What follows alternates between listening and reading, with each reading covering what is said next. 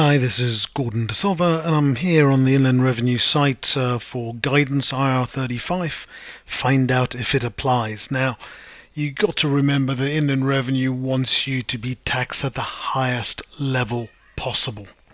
So, the guidance on the Inland Revenue site is not necessarily law.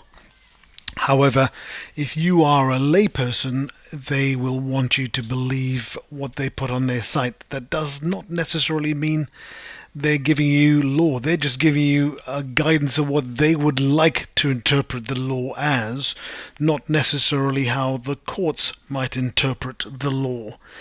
Nevertheless, this is a high risk area, which is why I'm bringing you this video. If IR35 applies to all payments to the intermediary, they will be treated as your employment income. And the intermediary yourself, for example, your company must deduct any tax and national insurance contributions that are due as employment income. Now, when you start comparing it to dividends, and even the tax on dividends is going up in April 2016 by 7.5%. That's a further 33% for basic rate taxpayers. Then we're living in times where the revenue can get their way very easily. So you've got to take this seriously. What if you don't? What if you get your judgment wrong? And there is a whole pent-up society out here in the UK that has a very high chance of getting this assessment wrong. The revenue have found it absolutely impossible to manage and control this. And so what they're looking to do is put the onus on the employer to deduct the tax from the limited company before the limited company receives it, and then the limited company would then have to go back and claim it back. Now, you know how hard it is to get money out of the Inland Revenue. You also know how quickly the Inland Revenue wants you to pay up if you owe the money. So you can imagine in this case, if the revenue have been paid the money, but you have to claim it back, you can imagine what a long drawn out process that's going to be. So nevertheless, what I thought I'd just go in is just quickly give you an overview of this site. I'll put a link to this site on there so you can have a look at it yourself.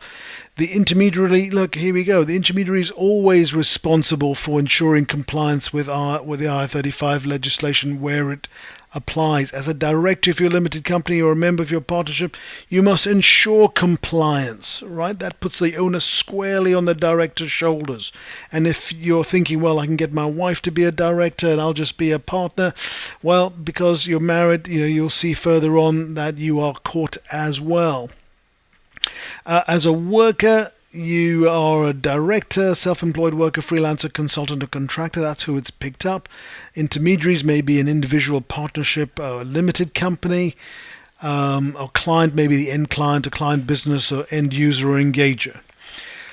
Remember, IR35 may also apply if you are an intermediary, work in the construction industry, or an office holder, and all of these are defined elsewhere, work with your partner or spouse, or engaged in a charitable organization. If IR35 does not apply to a particular engagement, you should be clear and relevant, keep records of exactly why, for at least 3 years, right, including your contracts. Now, it used to be that the contracts was a large part of the process of identifying whether you should be or should not be caught by IR35. However, this has faded many, many moons ago. The Inland Revenue now look at whether you are working as an effective employee rather than as a self-employed person, and as such you will be taxed as if you were an employee, because if you, regardless of what your contract says, if the contract says one thing but your working practices show something different, the working practices will certainly hold precedence if it helps the Inland Revenue collect more tax. So there you have some areas. When IR35 applies, this section is gives you client responsibilities. If you're engaged by a client through your own intermediary limited company, your employment status to ensure that they fulfill any tax and national insurance contributions liability of their own. So, the onus is squarely on the directors to do this for themselves, right? It's not on some other person. It's not on your accountant. It's not on your agency. They don't have any responsibility as such. It's always down to the director or the person doing the work in the company. I'm not going to go through all of this, but you can see that it's a worker-client relationship. IR35 looks at the underlying relationship, not just the contracts. Okay, the facts of each engagement, right? So some people go, well, I've got 6 employments. One of them pays me £100,000. The other 5 paid me 40 quid each. But I've got 6, and 1 out of 6 is not too bad. Unfortunately, each engagement is looked at separately to determine your employment status with each engagement. Okay, there's usually a contract, but you need to look at the working practices, as I said. That there could be more than one agency in the chain. You may be part of a chain of agencies getting your contract. So an IR35 will apply if all of the following statements are true. Personally performed, the services provided through a client or intermediary, supplied by an office holder, could be your wife or brother or sister or mother or father, and the IR35 conditions of liability. You can see here there's an employment status manual. Now, that's the sort of guidance the revenue uses, and so if you follow that and you can see that you're going to be outside IR35, you're in a better position than if you got caught by it. So make sure, if you're with an accountant, make sure you cover yourself for investigation insurance, because what you will want is some help making sure that you are covered in the light of an inland revenue attack.